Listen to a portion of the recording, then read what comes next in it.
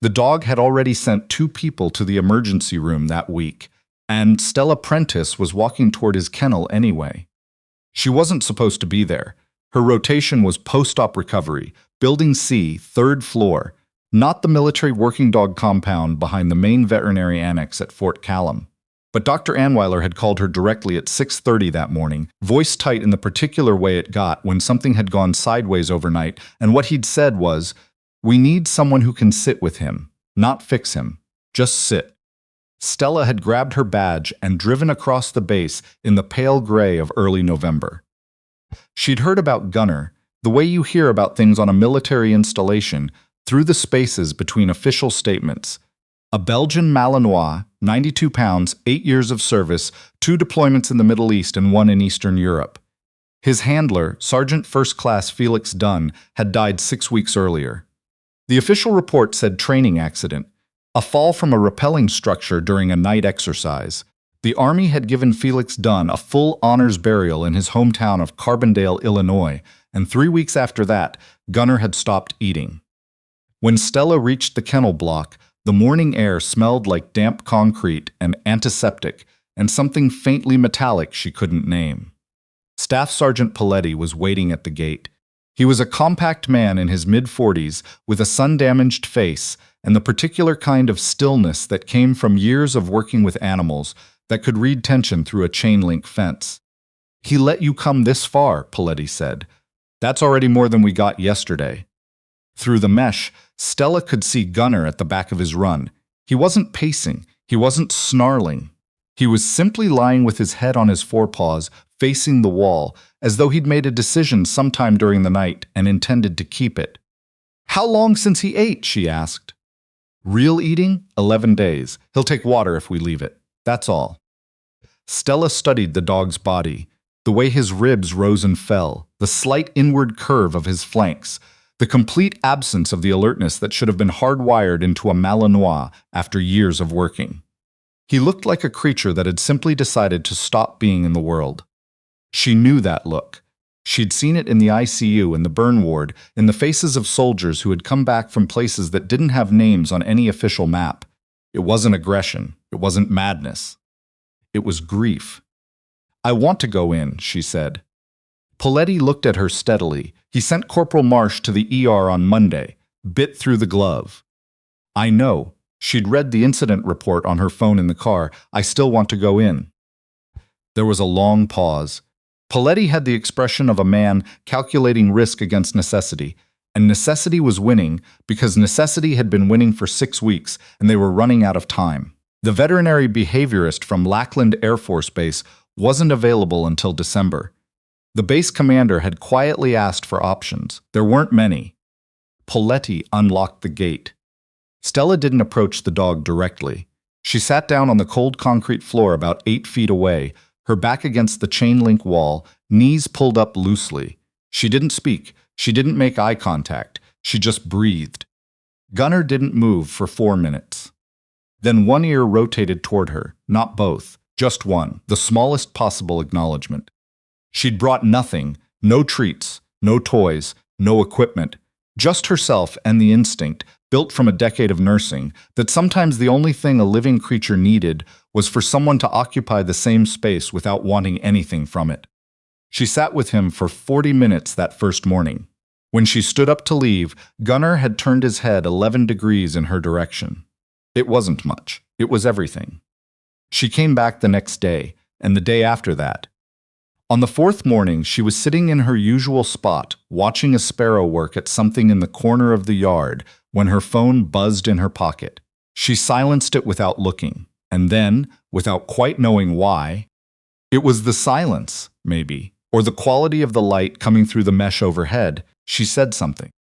It came out of nowhere, or not nowhere. It came from her grandmother's kitchen in Youngstown, Ohio, from the smell of cabbage soup and the low murmur of the television playing Czech news programs that her grandmother had watched until the end of her life because she said American news moved too fast to trust. The word Stella used was a simple thing. 2 syllables, the kind of word a grandmother uses to call a child to the table. Poid. Come. Gunner was on his feet before the word finished. He crossed the 8 feet between them in a single fluid movement, no hesitation, no threat display, and sat directly in front of her at perfect attention, spine straight, ears forward, eyes locked on her face with an intensity that made her breath catch. His tail moved once, twice, the slow, controlled wag of a working dog waiting for the next command. Stella didn't move. Her heart was doing something complicated in her chest. Behind her, through the chain link, she heard Paletti say, very quietly, "What did you just say to him?" She told him. He made her say it again. Then he called Dr. Anweiler. And sometime in the next 2 hours, without Stella fully understanding how it had happened, the veterinary records were being pulled, and someone from the Canine Unit's administrative office was on the phone with someone else. And the conversation had shifted it from "can we save this dog" to something Stella couldn't quite name yet, but that felt larger and colder, the way a shadow feels before you turn around to see what's casting it. Felix Dunn's service record showed 4 years of standard canine patrol work, then a gap of about 18 months that was listed as TDY. Training, various locations, then a reassignment to the 75th Ranger Regiment as an attached canine specialist. It was the kind of record that told you almost nothing while being very careful about exactly what it chose not to say. Belgian Malinoises assigned to Ranger units were sometimes trained with foreign language commands. It was a security measure. A captured or compromised dog couldn't be retasked by an enemy handler who only knew English commands. Czech was one of the languages used. So was Slovak. So was Hungarian. All of this was explained to Stella by a Captain Renwick from the Military Intelligence Liaison Office, who came to see her on the 6th day in a uniform so clean it looked uncomfortable. He sat across from her in the base hospital's small conference room and spoke in the measured cadence of a man who had practiced what he was going to say before he got there. Sergeant Dunn's assignment involved some sensitive operational work, Captain Renwick said. Gunner's training reflects that. The fact that the dog responded to you isn't necessarily meaningful beyond the novelty of the situation. He hadn't responded to anyone in 6 weeks, Stella said. Yes. He was dying. He was in psychological distress, Renwick said carefully. The Army takes the welfare of its working dogs very seriously. She thought about the 11 days without eating. She thought about Corporal Marsh in the ER. She thought about the way Gunner had come to her feet at the sound of a single Czech word she'd pulled from the back of her memory like a key she hadn't known she was carrying. "What happened to Sergeant Dunn?" she asked. Captain Renwick's face didn't change. That, she would think later, was when she knew something was wrong. As I said, training accident. The investigation was thorough. The findings were. "I've read the findings," Stella said. "I requested them through the base legal office." The findings were 17 pages long, and the word investigation appears in them 4 times, and 3 of those times it's in the phrase "no further investigation is warranted." A beat of silence. "Miss Prentiss," Renwick said. "Nurse Prentiss," she corrected. He left 20 minutes later. The next morning, her access to Gunner's kennels was temporarily suspended pending a routine security review. She spent 3 days working her regular rotation and being unremarkable about it. She ate in the cafeteria. She completed her documentation on time. She said nothing to anyone about Gunner except to ask Paletti in passing whether the dog had eaten. He had twice, a little. And Paletti said it with the look of a man who knew better than to ask too many questions about why. On the 4th day, she drove to the Carbondale, Illinois Courthouse Records office and requested everything that was publicly available regarding the estate of Felix Allen Dunn, age 34, killed in service November 3rd. This was entirely legal. It took about 40 minutes and $15 in copying fees. Felix Dunn had no next of kin on record, no spouse, no children, no parents living. His personal effects had been released to the Army and subsequently returned to the base for disposal. But he had a will, filed 3 months before his death, and the executor of that will was a woman named Patricia Soule, listed as a family friend in Carbondale, who had waived compensation for her role. Stella called Patricia Soule from a gas station parking lot on Route 13 because she was, at this point, operating on instinct and the stubborn conviction that a dog doesn't grieve like that for an accident. Patricia Soule was 61 years old and had known Felix Dunn since he was 7, when his mother had been her neighbor and Felix had mowed her lawn for $5 every other Saturday. She cried a little on the phone when Stella explained who she was and why she was calling, and then she said something that Stella turned over in her mind for the entire drive back to Fort Callum. "He called me 2 weeks before it happened," Patricia said. "He said if anything ever happened to him, I needed to make sure somebody looked at the storage unit. He gave me the number. He said not to go there myself, just to make sure someone looked. I thought he was just being, you know how soldiers get sometimes, dramatic about their safety. I figured he was just anxious about something, and I told him I'd remember, and then," her voice broke, "and then he was gone, and I didn't know who to call." The storage unit was in a facility 12 miles from the base, rented under a name that was one letter off from Felix Dunn's own, a transposition, the kind of thing that could pass a casual check. Inside, according to Patricia, there was a duffel bag with a combination lock. She had the combination because Felix had made her write it down the night he called. Stella didn't open the bag herself. She took it, and Patricia's account, written and signed, to the Criminal Investigation Division office at Fort Callum, where she presented everything to a special agent named Torbett, who listened without expression and then asked her to wait in the hallway for 45 minutes while he made phone calls. What was in the bag was a collection of photographs, handwritten logs, and 2 USB drives containing encrypted files. It would take the CID nearly 8 weeks to fully process what Felix Dunn had spent the last 4 months of his life assembling, but the shape of it was clear within 48 hours. A civilian logistics contractor named Warren Bellows had been moving equipment, classified communications gear, small quantities, carefully timed, out of the base through a network of shell companies over a period of nearly 3 years. Felix Dunn had noticed a discrepancy in an inventory during a routine K9 sweep and had spent his off hours quietly following the thread. He'd documented everything. He hadn't come forward because he wasn't sure who inside the base was involved or how high it went, and he'd been right to be careful because it went higher than anyone had expected. Warren Bellows had not pushed Felix Dunn off a rappelling structure himself. He'd paid someone to make it look like the kind of thing that couldn't be called anything other than a tragic accident. The investigation that followed had been managed by a senior warrant officer who was also on Bellows's payroll. 17 pages. No further investigation warranted. Stella sat in Agent Torbett's office when the preliminary findings came back and felt something that wasn't quite satisfaction and wasn't quite relief.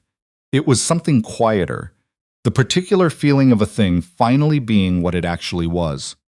Felix Dunn had been murdered. The people responsible were arrested over the following 6 weeks. Warren Bellows was the third of 4. The warrant officer was the last. None of this made the news in any recognizable form. It became a set of case numbers and legal proceedings that moved through the system with the deliberate opacity of military justice. But it happened. The record was corrected. Felix Dunn's death was reclassified. And Gunnar, 8. Not all at once, not without setback. There were days when he still pressed himself into the corner and wouldn't respond to anyone. There were mornings when Stella sat on the concrete floor and just breathed, and the dog lay with his back to her, and that was fine. Grief wasn't linear. She knew that from the ICU. She knew it from the burn ward. She knew it from the face in the mirror in the weeks after her own father had died 3 years ago, when she'd found herself standing in grocery stores with no memory of how she'd gotten there. She worked with Gunnar through December and into January. She collaborated with a veterinary behaviorist at Lackland, running sessions twice a week, building the dog back toward something like function without trying to erase what he'd been through. She learned 10 words in Czech from a language app and a library book. Most of them she never used. It was enough that she had them. In February, Gunnar passed a basic behavioral assessment. In March, he passed a more comprehensive one. He was officially retired from military service and deemed adoptable, with the recommendation that his adopter be a person with prior canine experience or a demonstrated ability to provide structured, low-stimulus care. Stella had already started the paperwork. He came home with her on a Tuesday afternoon in late March, riding in the back seat of her Subaru with the window cracked 2 inches, watching the fence lines of Fort Callum pass And then the highway, and then the streets of the small city where she rented a house with a yard that backed up to a belt of scrub woods. She'd put up a fence in February. She'd bought a bed and a set of stainless food bowls and a Kong toy that she wasn't sure he'd ever use. When she opened the back door of the car, Gunnar glanced out onto her driveway and stood for a moment, just stood, his nose moving through the cold air like he was reading every sentence of a very long story. Then he walked to the edge of the yard and pressed his feet into the brown winter grass and stood there for a long time, just feeling it. She watched him and didn't say anything. She thought about Felix Dunn mowing a neighbor's lawn for $5 on summer Saturdays. She thought about Patricia Soule writing down a combination lock number on a piece of paper and not knowing what it would one day cost her to remember it. She thought about the way Gunnar had come to his feet at the sound of a Czech word she'd learned in a grandmother's kitchen 20 years ago. The improbable, irrational, completely unrepeatable chain of small things that had led from that moment to this one.